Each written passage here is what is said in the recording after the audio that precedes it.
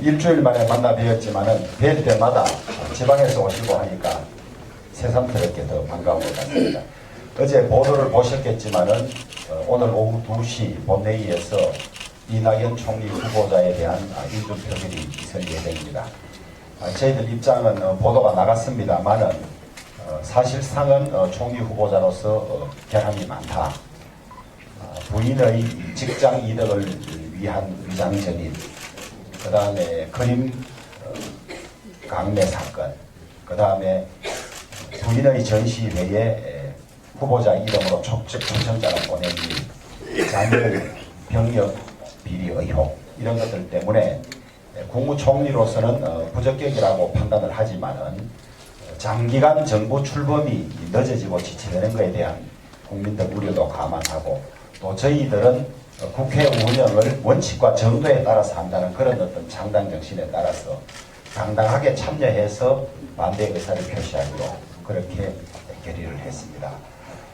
철저하게 결격자를 막아야 되지 않느냐는 그런 요청도 많이 들어오고 있고, 또 문제는 있지만은 정부가 운영될 수 있도록은 좀 첫 번째는 감안해야 하지 않느냐는 그런 것을 감안한 결정이고 의원들의 뜻을 모았으니까 그렇게 이해를 해주시면 좋겠습니다. 다만 대통령께서 공약의 후퇴는 아니라고 하고 사과를 하지 않았기 때문에 그 원칙은 지켜진다고 보고, 나머지 장관 후보자들에 대한 인사청문은 저희들이 엄정하게 철저히 계속해 나갈 그런 생각입니다. 어제 문재인 대통령께서 사드 내기의 추가 배치에 대해서 경로했다 하셨다. 심지어 충격적이라며 국방부의 사드 반입 보고 누락에 대해서 철저한 조사를 지시했다고 합니다. 국방부가 의도적으로 사드 내기의 추가 반입 사실을 감추었다면 그것은 큰 문제입니다.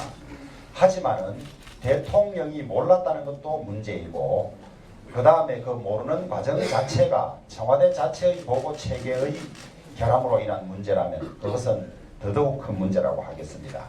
아시다시피 사드 시스템은 발사대 6기가 한 세트이고 6기로서만 정상적으로 작동할 수 있습니다.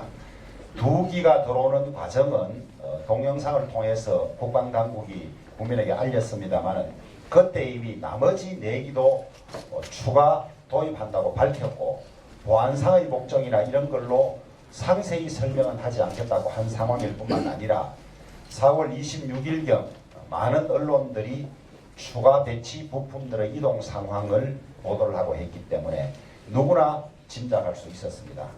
첨단 방어무기 자체의 존재나 배치 개수 자체가 극도의 보안 상황인 상황에서 이미 언론에 그 정도 밝혀진 상황인데도 청와대가 전혀 몰랐다든지 보고가 없었다고 질책하는 것은 조금 과잉 대응이 아닌가 하는 이런 우려를 가지고 있습니다.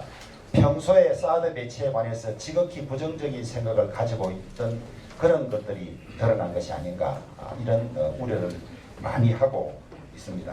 하지만 북한이 저렇게 내주 미사일을 쏘아대고 핵과 미사일 개발에 열을 올리고 있는 상황에서 대공 방어망 체계 하나에 불과한 사드를 가지고 이렇게 난리를 치는 것이 과연 안보와 국익에 도움이 되는지를 다시 한번 차분히 생각해 보기를 바라겠습니다. 혹시 이것이 총리와 장관 인사청문회에 쏠리는 국민의 이목을 딴 곳으로 돌리려고 하는 좋지 않은 의도를 가지고 있지 않을까 하는 그런 국민의 우려도 있음을 감안하시기 바랍니다. 어제 문재인 정부 1기 내각 국무위원으로 현역 의원들 4명을 지명을 했습니다. 그간의 활발한 의정활동과 정치력을 보여주신 의원님들이라서 기대가 있기는 합니다만 우려가 없는 것도 아닙니다. 이번 인선과 관련해서 과연 전문성이 있는 부분에 발탁을 했는지 하는 의문을 가지고 있습니다.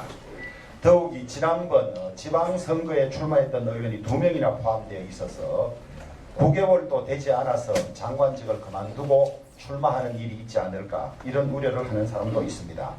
문재인 대통령은 지난 2015년 3월 2일 대통령과 정부를 감시 견제하는 역할을 하는 국회의원의 임무와 상충된다면서 대통령이 국회와 여당을 하부기관으로 여기지 않으면 할 수 없는 인사라고 발언을 하셨습니다. 또 유기준, 6.15 내정자에 대해서 장관이 된 의원들은 제대로 임무를 하려면 적어도 내년 총선 불출마를 약속해야 한다고 하셨습니다. 자신의 인사에 적용되는 말인지도 밝혀주시기 바랍니다.